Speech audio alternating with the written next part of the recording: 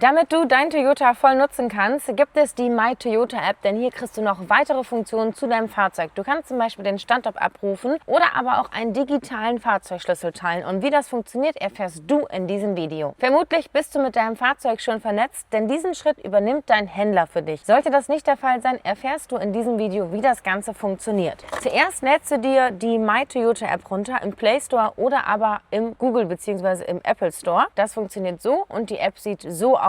Achte darauf, dass du die graue App nimmst. Nachdem du die App runtergeladen hast, erstelle dir ein My Toyota Konto. Dazu gehst du hier auf Registrieren und tippst einmal deine Daten ein. Vorname, Name, die Mobilnummer. Denk daran, eine korrekte E-Mail-Adresse zu verwenden. Akzeptiere die Nutzungs- und die Datenschutzhinweise und dann bekommst du einen Zugangscode an deine E-Mail-Adresse. Bitte öffne nun einmal dein E-Mail-Postfach und bestätige diesen Code. Danach kannst du dich in der App mit deiner E-Mail-Adresse und deinem gewählten Passwort ganz einfach anmelden.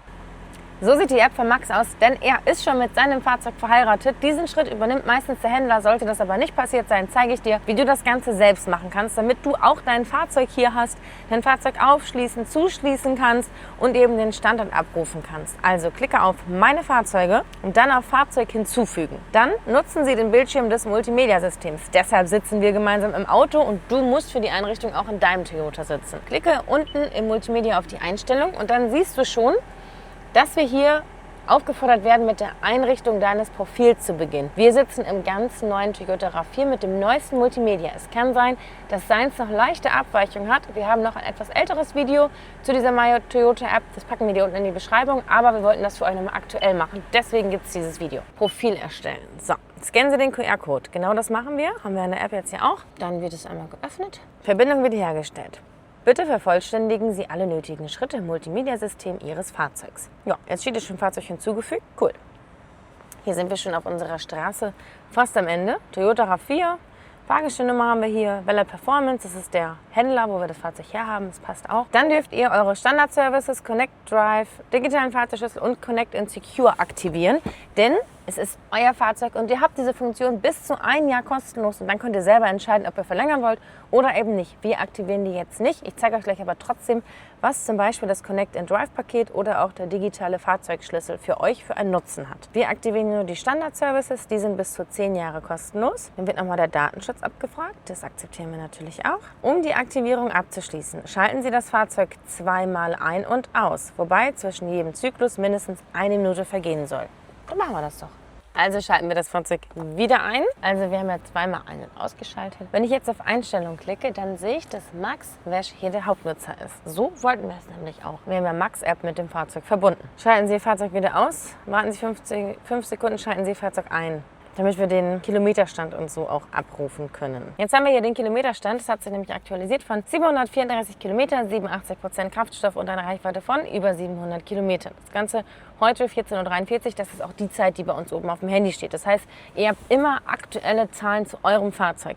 Und jetzt lasst uns doch mal gemeinsam die App durchgehen, damit ihr einen Überblick bekommt, was eigentlich hier wo steht. Ganz unten links haben wir eben alles zum Fahrzeug. Dort seht ihr, das zeige ich euch mal anhand von dem Corolla, den Fahrzeugstatus. Ihr könnt theoretisch bei manchen Modellen, das ist modellabhängig, die Standklimatisierung starten. Ihr könnt abschließen, ihr könnt ausschließen, ihr könnt aufblinken. Ihr seht eure Warnleuchten, sollten hier Warnleuchten zum Fahrzeug gegeben sein.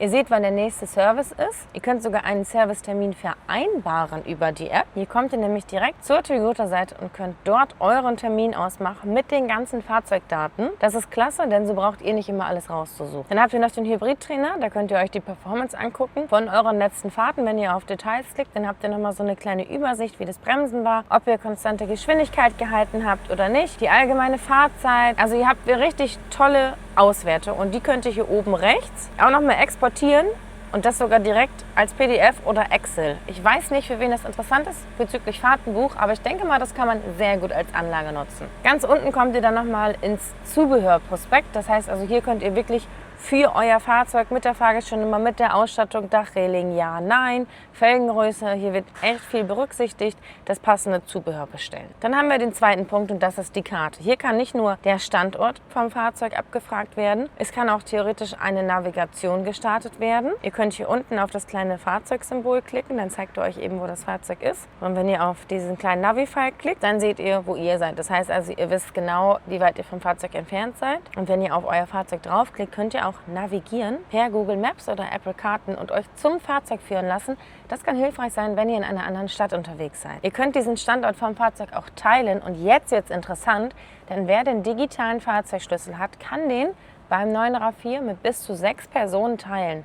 Das heißt, ihr seid unterwegs, jemand anders soll nach der Silvesternacht euer Auto abholen. Ihr könnt den digitalen Fahrzeugschlüssel teilen, ihr könnt den Standort teilen und jemand anders kann euer Fahrzeug wieder zu euch nach Hause fahren, sodass ihr euch gar keine Arbeit machen müsst. Dann haben wir jetzt nächsten Punkt die Benachrichtigung. Hier seht ihr schon, Fahrzeug wurde erfolgreich verriegelt, Ihr Fahrzeug ist nicht verriegelt. Hier seht ihr also alle Mitteilungen. Deswegen würde ich auch Mitteilungen erlauben von der App, damit ihr eben diese Mitteilung nicht nur in der App habt, sondern gleich beim Blick aufs Handy als Push-Up-Benachrichtigung seht, mein Fahrzeug ist erfolgreich verriegelt oder eben, ich habe vergessen, mein Fahrzeug zu verriegeln. Als nächsten Punkt haben wir dann das Profil. Hier könnt ihr persönliche Daten anpassen. Ihr könnt Mitteilungseinstellungen umändern und hier wird es interessant, denn ihr könnt die Push-Benachrichtigungen an- oder ausmachen. Das sind die, von denen ich gerade gesprochen hatte.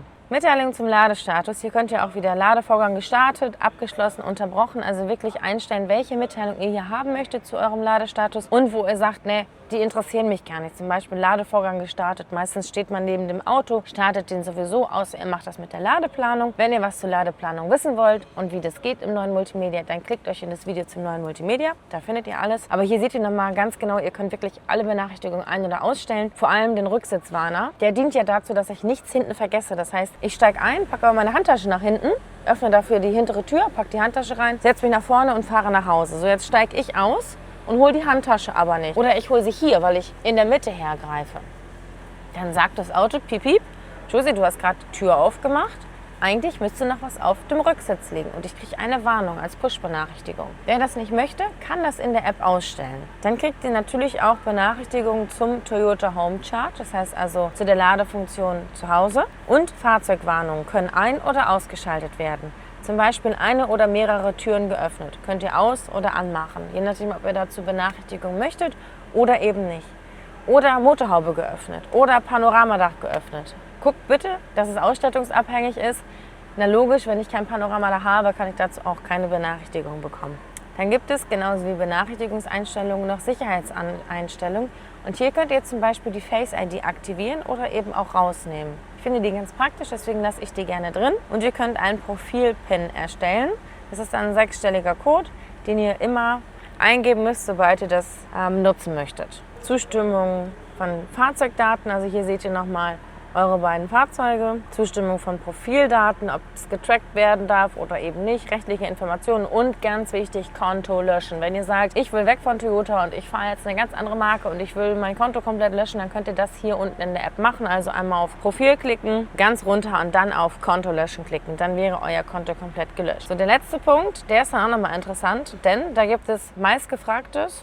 Zum Beispiel, wie ist es, wenn ich einen gebrauchten Toyota kaufe, sind die Connected Services verfügbar? Wie kann ich ein Auto hinzufügen oder löschen? Wie aktiviere ich Connected Services für mein Fahrzeug? Also wirklich so die meistgefragten Fragen habt ihr hier. Und jetzt kommt ein richtiges Highlight. Ihr könnt runterscrollen. Da steht ganz unten, Sie konnten keine Antwort finden, kontaktieren Sie uns. Und wenn ihr darauf klickt, dann seht ihr nochmal so ein Kontaktformular mit euren Fahrzeugdaten. Ihr könnt da die Fahrgestellnummer von eurem Fahrzeug auswählen, also in unserem Fall, ich sag mal von einem Corolla. Thema der Frage ist digitaler Schlüssel. Und dann die Nachricht reinschreiben. Hallo, wieso funktioniert das nicht? Bei mir sieht das so und so aus. Und ihr könnt sogar Screenshots, also Bilder hinzufügen. Die helfen euch dann rucki-zucki, damit ihr mit der App und den Funktionen eures Fahrzeugs dann zu 100% klarkommt. Natürlich könnt ihr hier auch unter das Video schreiben, dann beantworten wir euch das auch. Aber wer direkten Kontakt zu Toyota möchte, der kann eben diese Funktion über die App nutzen. Wenn wir nach oben schauen, dann haben wir noch die Pannenhilfe hier. Das ist auch sehr praktisch, denn wenn ihr die Pannenhilfe kontaktieren müsst, dann findet man die Nummer nicht immer da, wo man sie vielleicht hingelegt hat. Meistens im Bordbuch oder dieser kleine Zettel, den es bei Auslieferungen gibt. In der App habt ihr es auf jeden Fall immer an derselben Stelle, nämlich hier unter dem letzten Punkt auf der rechten Seite. Und dann klickt ihr oben auf Pannenhilfe und schon habt ihr die Nummer für die Eurocare. Die können euch dann einschleppen oder geben euch Soforthilfe oder eine Starthilfe. Also am besten die Jungs kontaktieren. Denn wenn ihr liegen bleiben solltet oder etwas anderes und hier rüber die Jungs kontaktiert und dann zur Werkstatt fahrt, ist es versicherungstechnisch und eben auch von der Bezahlung was ganz anderes, als wenn ihr euch selber privat um ein Abschleppunternehmen kümmert. Deswegen rate ich euch, das hier immer zu benutzen. Genau, und wer sagt, die ganzen häufigen Fragen interessieren mich nicht, ich gehe direkt zum Kontaktformular, der kann das auch machen, der überspringt die ersten beiden und geht aufs Kontaktformular und findet dann das Kontaktformular, was wir gerade besprochen haben. Je nach Multimedia stehen euch auch verschiedene Services zur Verfügung. Einmal Standard-Services Remote oder eben der digitale Fahrzeugschlüssel. Und wenn ihr vorab checken wollt, hey, welches Baujahr hat denn mein Auto und welche Funktion habe ich überhaupt bei dem Fahrzeug, dann könnt ihr bei Toyota auf der Seite in den FIN-Checker gehen und könnt einmal abchecken, welche Connected Services für euer Fahrzeug überhaupt verfügbar sind. Bei den etwas älteren Fahrzeugen, und damit meine ich alle Fahrzeuge vor dem ganz neuen RAV4, also sind noch jung, aber die bekommen zum Beispiel die Standard-Services immer kostenlos dazu. Da ist dann der Fahrzeugstatus dabei, der Rücksitzwarner, ihr könnt das EV-Batteriemanagement euch angucken, das heißt also, wie viel Prozent der Zeit seid ihr rein elektrisch gefahren, ihr habt den Kraftstoffstand, ihr habt den Kilometerstand, also die wichtigsten Fahrdaten seht ihr immer auf den ersten Blick in der App. Ihr könnt aber auch Remote-Funktionen dazu nutzen, die sind auch die erste Zeit kostenlos. Zum Beispiel das Fahr- und das Endregeln, also den Fernzugriff sozusagen. Auch da gibt es schon Modelle, wo der digitale Fahrzeugschlüssel möglich ist. Der ist nicht wie die Standard-Services 10 Jahre lang kostenlos, aber auch eine gewisse Zeit und den könnt ihr hier mit bis zu 4 Personen teilen. Und dann gibt es noch die Smart Services, die müsst ihr immer aktivieren, so wie wir es gerade auch gemacht haben. Dann habt ihr zum Beispiel die Cloud-basierte Navigation und den Voice Agent, der dann auch auf Hey Toyota reagiert. Interessant für euch zu wissen ist, dass die Fahrzeuge, die eine kostenlose Testphase von 4 Jahren haben, das heißt also, dass die ganzen Services für euch die ersten 4 Jahre kostenlos sind. Und wenn ihr das Ganze verlängern wollt, dann könnt ihr das auch ganz einfach machen. Dann könnt ihr nämlich über die App ein Paket buchen und eure Services nochmal verlängern. Aber Toyota sagt ganz klar, jeder kann individuell schauen, welche Services er nutzt und was er braucht. Man muss eben nichts bezahlen, was man nicht braucht. Deswegen schaut einfach mal, was ihr so benutzt, wie das Ganze für euch funktioniert und was ihr eben auch verlängern möchtet. Und das neue System im RAV4 bietet dann noch ein bisschen mehr, zum Beispiel das Connect and Drive Paket. Da ist der Sprachassistent dann nochmal KI-basiert oder wird von einer KI unterstützt und kann einfach nochmal mehr. Seht ihr auch in dem Multimedia-Video, was wir euch gerade gesagt hatten, hier reingepackt haben. Zum Beispiel könnt ihr dann fragen, wie ein Aktienkurs ist oder wie der Wechselkurs ist in dem Land, wo ihr gerade hinfahrt oder eure Flugdaten abfragen. Also da geht noch mal einiges mehr. Und auch beim Fahrzeugschlüssel hat sich einiges getan, denn den könnt ihr jetzt mit bis zu 6 Personen teilen. Und ihr könnt den ganzen auch einfach in die Wallet packen. Das heißt also, ihr braucht hier nicht mehr in der App nachzugucken, wer hat denn wann hier einen Schlüssel mit mir geteilt, sondern ihr packt das Ganze in die Wallet oder derjenige, dem ihr das gesendet habt und habt euren digitalen Fahrzeugschlüssel dabei. Und wer sagt, nee, ich will das nicht auf dem Handy, ist mir zu unsicher, aber ich habe auch keinen Bock auf den Fahrzeugschlüssel, der bekommt eine NFC-Karte, also so eine Karte mit so einem NFC-Chip.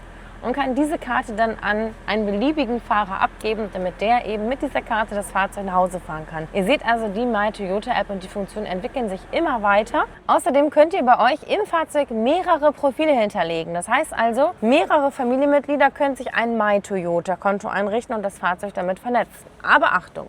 Nur der Hauptnutzer kann auch die Connected Services und damit die wirklich interessanten Funktionen nutzen. Wenn ihr trotzdem mehrere Fahrer bei euch im Fahrzeug habt, dann bitte ich euch darum, einfach, weil es einfacher zum Abrufen ist, im Nachgang auch einfacher für euch jede Fahrt zu tracken. Entweder meldet ihr euch mit eurem Hauptprofil, in unserem Fall Max-Profil, auf den anderen Handys ein.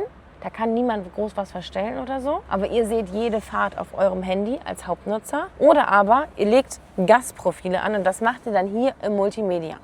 Ein Profil hinzufügen, dann hat sich derjenige eben ein My Toyota Konto erstellt und scannt das ab und hat das Auto hier wieder drin. Aber wie gesagt, nur einer der ganzen Fahrer kann eben die Connected Services nutzen und das sind die wirklich interessanten Funktionen. Schreibt mir gerne in die Kommentare, wie und wie viele Leute bei euch sich im Fahrzeug anmelden und wie die verschiedenen Funktionen sind oder auch wie der Nutzen ist. Denn uns interessiert, wozu braucht ihr mehrere Profile? Uns sagt natürlich jetzt das Fahrzeug, wir sollen alle Services aktivieren. Da wir aber hier in dem Vorfahrwagen sitzen, können wir das nicht. Bei euch würde dieser blaue Balken nicht da sein und ihr könnt dann wirklich alles nutzen. Und der Hauptnutzer hat zum Beispiel auch andere Befehle bei der Spracheingabe. Der kann sagen, hey Toyota, mir ist kalt.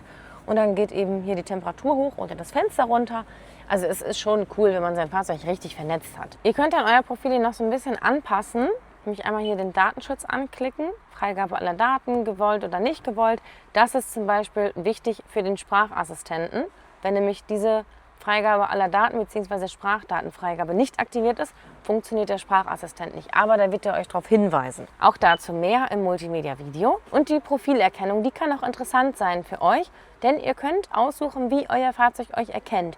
Über den Schlüssel, was empfohlen ist und was wir auch immer empfehlen, über den digitalen Schlüssel, den ihr jetzt ja bei den neuen Fahrzeugen habt und teilen könnt, über diese Gesichtserkennung oder über Bluetooth-Geräte. Also wir empfehlen immer den Schlüssel, da kann nichts passieren. Natürlich habt ihr viele Funktionen, aber auch die sind stetig noch am Wachsen und sich am Verbessern. Deswegen reizt es nicht aus. Seid dankbar für die Funktionen, die man so hat. Ich würde es aber nicht zu digital hier machen, denn ein Toyota zeichnet sich eben doch noch durch die einfache Handhabe aus. Wenn ihr Fragen habt zu der MyToyota-App, schreibt die gerne in die Kommentare. Ich weiß, da gibt es manchmal die eine oder andere Rückfrage. Wir freuen uns schon auf eure Eindrücke, denn ihr arbeitet täglich damit. Dann sind wir gespannt, was ihr so schreibt. Wenn euch das Video gefallen hat, lasst gerne den Daumen da und dann sehen wir uns beim nächsten Mal.